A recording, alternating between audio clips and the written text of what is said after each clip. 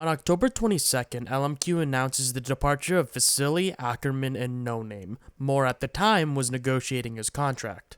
Ackerman's reason was that he signed a one-year contract only. He wanted to come back to the LPL to compete there. He also was homesick, missing his girlfriend and friends while in Los Angeles.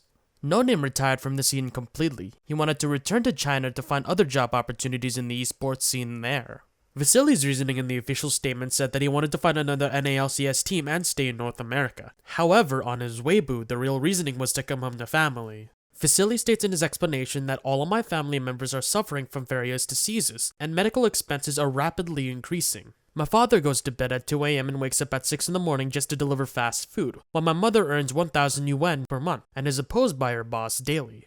I don't know what to do, as I still would like to chase my dreams. As much as I want to win, I must deal with my family's responsibilities first. On November 24th, LMQ announced the new member of the roster. Replacing Moore, LMQ picked up Adrian as the new starting support. Adrian was the support for Robert Morris University's League of Legends collegiate team, and is one of the first LCS players that was directly recruited from a college program. On the same day, Alex Q announced that Xiao will stay with LMQ, making him the only surviving member from the original roster to remain in North America. On December 26, Team LMQ rebrands to Team Impulse. It is also announced that Rush, Apollo, and Impact would fill in for the vacant positions on the team. The LMQ name is now in the past as the team officially disbands. After LMQ, Ackerman signed a contract with Starhorn Royal Club to be their top laner for the 2015 LPL Spring Split alongside Cola. Out of the 44 games played, Ackerman only played 6 of them. Ackerman was used against Gamty, Edward Gaming, and King Gaming. In the 2015 Summer Split, Ackerman was the substitute top laner for Royal Never Give Up. He only played once that split against Vici Gaming in Game 1, and it would be the last of his career. Ackerman retired on July 28, 2015. One interesting thing that Ackerman did post-retirement was an interview he gave about his entire career in esports. Translated on Reddit, Ackerman took full responsibility of the abysmal performance LMQ had during their Worlds run. He also blamed the equalizer on the mount on the fact that he had previously had his ultimate button binded to non-smartcast. However, the settings resetted every single game, so he did not realize the settings change and therefore the ugly ultimate. We will reference this interview later when we talk about Vasilii.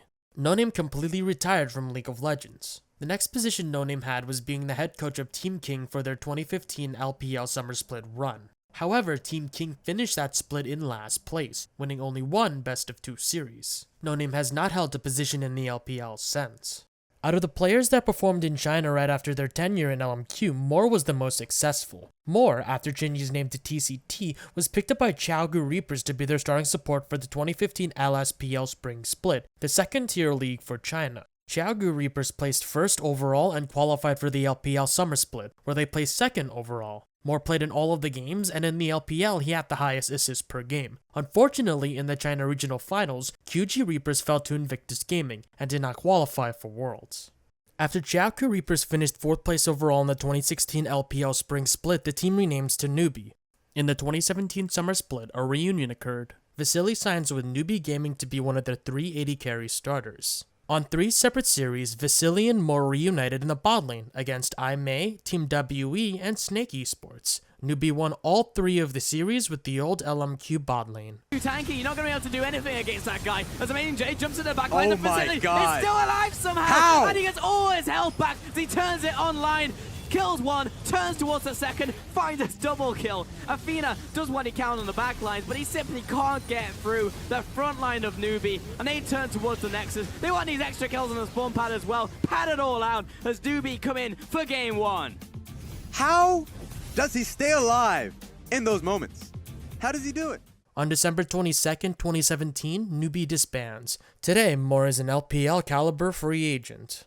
Xiao was the only member of LMQ to remain in North America. He stayed with Alex Q and Luyu Esports when LMQ rebranded its Team Impulse. In the 2015 Spring Split, Xiao played fairly well, but was unable to match the deadly statistics that he had under the LMQ name. Team Impulse finished 4th place overall. In the Summer Split, Xiao was the starting mid laner until Week 8, where controversy struck him. On July 22nd, Xiao was suspended pending an investigation into an elo boosting operation. Using WeChat, a Chinese social media app, Xiao communicated with customers interested in being boosted to Masters in the solo queue ladder. In this particular transaction, the customer paid $1,400 for Xiao to elo boost him. However, it didn't look like Xiao was alone. Rush was seen duo-queuing with the account Xiao was boosting. The controversy runs even deeper as the PayPal used in this transaction was linked to Team Impulse manager Alex Ku. This is what Alex had to say about the entire situation. This whole thing I find out by you. You actually link me the Reddit post. That's the moment where I find out. The second I find out, I just go right after. I went right after Xiao and then to ask me what happened, and then at that point we have decided to he admitted it when the time I asked him, and then we just went straight to the right to come clean. I mean, that's just. You mean to admit? Yeah, to admit. Yeah. I mean, I do feel responsible for this whole incident. It's just not because I was involved, but because this has happened under my watch. And along those lines, a lot of people have felt as though you were involved because your email address surfaced in the screenshots, and it became obvious that that was attached to your Daily Dot reported that it was attached to your Skype account. Now, what involvement did you have in any of this? So first of all, I did not have anything to do with Xiao boosting, and the email though it does seem very suspicious because this is my email, but as well but also just like I explained online on my Twitter, that this email has been used by Xiao and also Vasilii back in LMQ, when they just got here, and then the PayPal requires a social security number, which they didn't have one back at the time. Now they just used that since LMQ, ever since LMQ, and then Xiao was the only member left in LMQ, and he just, for convenience, he just keep using my PayPal account, which I didn't really use PayPal account. I used a one-time couple months just to pay some stuff online. Yeah. And also people asking why Xiao didn't have his own account, PayPal account. It's because as a foreigner, it's really hard to get a social security number. It's mainly because it's very time consuming. We need to go to the department a couple times, and the pro players, they have very tight schedule. So I guess we were just too lazy to do that. So. On August 11, Riot released the competitive ruling on Xiao. He would be banned from the professional scene for 6 months. He would be unbanned on February of 2016. Riot also confirmed Alex's explanation of the situation and was not punished. Rush was also not punished, as after review by Riot, he did not know Xiao was elo boosting that account. After Xiao was unbanned, he returned to China to compete in the LSPL. He joined multiple teams including Oh My Dream, Now or Never, and DS Gaming. Today he is in the roster of Triumphant Song Gaming. So far, his career post-LMQ has been relegated to only the LSPL. He has not competed in the LPL since 2013. For Alex Ku, he remained the team manager of Team Impulse until their demise. We will talk about this team in the future. As for Peter, he continued working in North America as the head coach for several teams, including Team Curse, Team Liquid, Kaboom Esports, and Echo Fox. Today, he is the coach for Team Echo Fox and recently has been running the Echo Fox boot camps. For Eric and Kevin of LoL Class, Kevin has since left the esports scene and now works for Amazon today. Eric still owns LoL Class, but the site has been inactive since May of 2017. As for Sharon, she has stopped all presence of her social media and completely disconnected from an esports career entirely. However, from a source I cannot disclose, I can tell you this. Sharon and Eric got married and had a child together. The family currently resides in the United States. She still keeps up with the League of Legends scene, and rumor has it she was present in the 2017 World Championship in Beijing, China. Lastly, we go to Vasilii. Before we begin his story, let's go back to Ackerman's interview, where he talks about his teammates. Ackerman describes Vasilii as simple-minded with a huge body. Also noted by either Ackerman or the translator, Vasilii was regarded as one of the most toxic players in the China server because of his famous death threat to another player during a ranked game. This death threat was an incident that occurred in Season 2 that involved then Invictus Gaming mid laner Whites. Here is the context. Whites got into an argument with Vasilii in a solo queue game, where Vasilii said he was going to come over and kill Whites. Whites did not take it seriously and told Vasilii to come as he wished. Vasilii seriously showed up to IG's house with a knife in his hand. Whites was in serious panic and told Chris, the IG coach, to lock the door, which Chris did, and Chris calmed Vasilii down and made him leave. Ackerman also revealed another incident involving Vasilii's anger during his tenure in LMQ. Vasilii had once destroyed the LMQ gaming house in the morning with his bare hands. He actually broke some walls and smashed several keyboards and doors. Vasilii hurt his own hand because of that, and the reason is something Ackerman did not want to expose. When Vasilii returned to China for the 2015 LPL Spring Split, he joined Vici Gaming with a juggernaut of a roster. Vasilii was signed along with Dandy and Mata, the jungler and support from the recently crowned world champion Samsung White. Expectations were held high for this team, considering 3 of the 5 players in the roster was at Worlds. Well, this was not the case at the end of the split. Vici Gaming finished 4th place overall, which was disappointing to what was expected from the fans. In that split, Vasilii was considered a massive disappointment by both the community and his own fellow team members. His plays weren't up to the caliber shown in North America, and Vasilii made over-aggressive plays that backfired. This play where he died to Ezreal under tower against Edward Gaming was considered the catalyst of Vasilii hate. 当时排位的时候，排位打的就是很轻松，就是随便怎么打都是怎么carry，就是打谁都是，然后训练赛也是，然后尤其是春季赛前几盘，被大夫的 EJ Q 死在塔下，那个当时纯属太膨胀了，就是已经进入一种病态了，就是。 打了一套眩晕嘛，如果他学 Q 的话，应该没那么快有眩晕。我已经就是打不了了，打上去，哎呀，薛哥有点危险，血已经没有多少了。那个基本对线英雄全要点。哎呦，这一下人群当中，当时最好的选择是回城，因为就一滴血了，就是一滴血，他平 A 一下我就死了，我就是不回城，然后直接被一个 Q 死了。哎呀，宣告自己的治疗没有交出来。 他完全没有想到在这里反手一勾，并没有勾到有虞难你。Vasilii and Mata as a bot lane were not compatible with each other. They could not synergize due to both of their big egos. This is what Mata had to say about Vasilii in the bot lane. 제 개인적인 생각으로는 바실리 선수랑 커뮤니케이션도 엄청 잘 됐고 별다른 그렇게 문제는 없었던 것 같아요. 다만 좀 실수적인 게 많아가지고 원딜이 바뀌었던 것 같아요. 전 그렇게 생각해요. In the summer split, Vasilii was benched. The team told Vasilii that his solo queue elo was low, and that if he climbed higher, he will be given an opportunity to play. The following is the quality of life that Vasilii endured for the next year, told by Vasilii himself in an interview I will put in the description below. Shout out to HyperST for the translation. Vasilii spent the next year living in a 100 square foot basement in the Vici gaming house grinding solo queue endlessly. He took it very seriously, playing non-stop, eating at his computer, and didn't celebrate the New Year's at home. He put so much pressure on himself to prove his status as an LPL starter and not a sub. He never accepted the substitute role whatsoever because he felt he didn't deserve to be at that level. The opportunity promised to play never came to fruition in the summer split. However, he had an opportunity to play in the National Electronic Sports Tournament in 2015.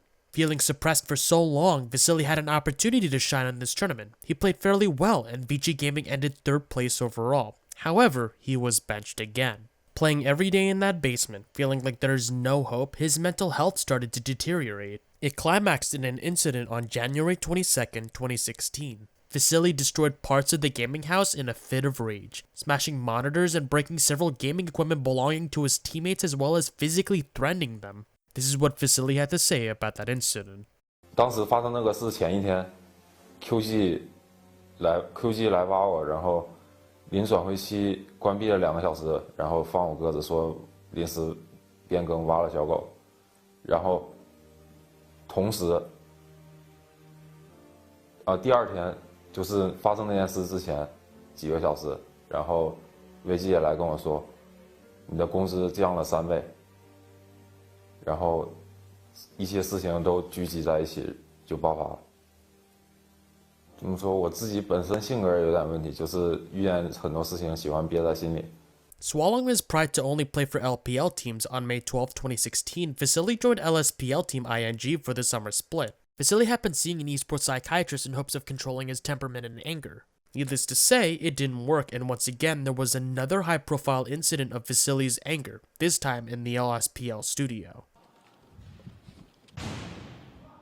On July 20, 2016, Vasilii rage quit during an LSPL match. Vasilii was constantly being dove under tower and it drove him to his breaking point.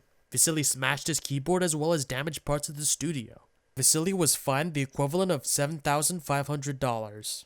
1 year later, on May 20, 2017, Vasilii signs with Newbee Gaming to be one of the 380 carry starters, which would return him to the LPL. He reunited with Moore in several games. However, halfway through the season, Vasilii did not start for the remaining games. When fans noticed, Vasilii posted a statement on his Weibo regarding his inactivity. What was his reason? Sex. Kelsey Moser of Slingshot Esports writes, according to Vasilii, he was benched out on his own request because of a cold, but he said having sex has since hurt his performance. He is now working to correct the situation so that the team can improve, and he has already adjusted to abstinence. On October 27th, the worst day of Vasilii's career was witnessed by the whole world. On this day, Vasilii was streaming solo queue. In this particular game, Vasilii played Twitch and ended the game with a loss and a kill-death ratio of 1-8. Vasilii's girlfriend was in the same room and the couple proceeded to have an argument. Vasilii's girlfriend argued with him, saying that he had flaws in the game too and it wasn't someone else's fault. Vasilii proceeded to show the game statistics conveying that he had done more damage than the enemy Kog'Maw. This altercation continued for a little bit. As innocent as it seemed, it exacerbated the already enraged Vasilii. After his girlfriend mentioned how embarrassing it is to see him like this on stream, Vasilii snapped. Viewer discretion is advised. 他把我心态比喻了。你屏蔽他呀！你下回看到这种人直接屏蔽。你跟人家今儿也在直播呢，让别人一看你可使可二了。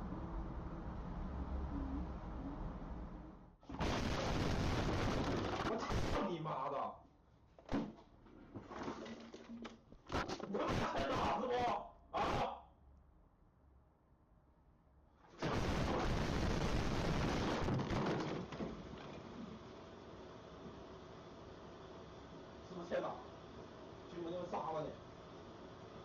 Vasilii was arrested after his girlfriend called the police. His contract with Newbee was terminated the day after.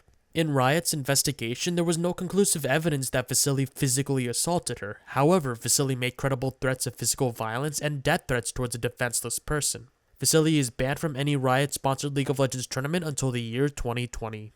My conclusion for this series is actually verbatim from a reflection made by current esports media manager of Riot, Joe Thorn. This piece will be put in the description below along with other supplementary links if you would love to learn more about LMQ. Xiao, Ackerman, No Name, Moore, and Vasilii chose to uproot their lives in China and move to the United States with little guarantee of competitive success. They faced the daunting prospect of cultural differences, language barriers, and possible resentment from North American fans who felt that LMQ's move disrespected the strengths of their region. Despite all of these factors, the team still decided to compete in North America in an attempt to secure qualification for Worlds. Whether or not you were a fan of LMQ is immaterial to the fact that there will never be another story like theirs in the foreseeable future. The interregional movement policy was put in place in order to prevent entire teams from moving to NA or EU to compete in the LCS. LMQ's aggressive style of play undoubtedly changed the NA-LCS meta and led to what is generally agreed to be a peak in the region's depth and strength. The rules, circumstances, and conditions that led to LMQ's world qualification will never again occur in North America. LMQ chased some oddball esports form of the American dream, and the fact that they achieved their goals in face of unimaginable adversity is a testament to their character as a team. Thus, the dissolution of LMQ, coupled with the utter uniqueness of their story, should rightly be regarded as a modern League of Legends esports tragedy for their players, their peers, and the community as a whole. My name is Kudo, and thank you for watching this video series on the tragedy of LMQ.